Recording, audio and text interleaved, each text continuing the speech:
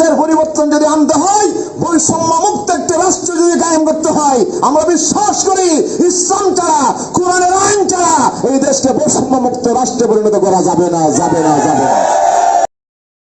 আজকে আমার বৈষম্য বিরোধী ছাত্র আন্দোলনের এই যে আমার ছাত্র ভাইয়েরা, ওর একটি নতুন বাংলাদেশের স্বপ্ন দেখে ওরা আজকে জীবন বিলিয়ে দিয়েছে।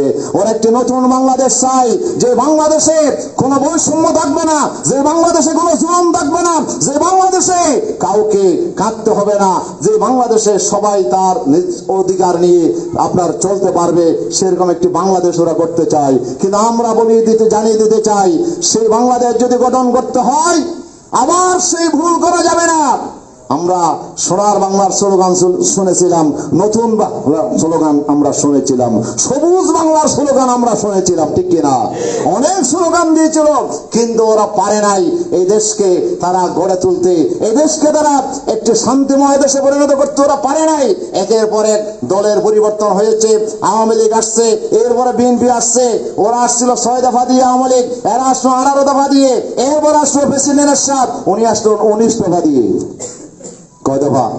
আমরা সবাই জানি যে এক এক করে কত দফা আসলো, কত বাংলার স্লোগান আসলো, কিন্তু পারলো না যেই দেশ তার সেই আরো বেশি কঠিন অবস্থায় আমরা পৌঁছে গেলাম।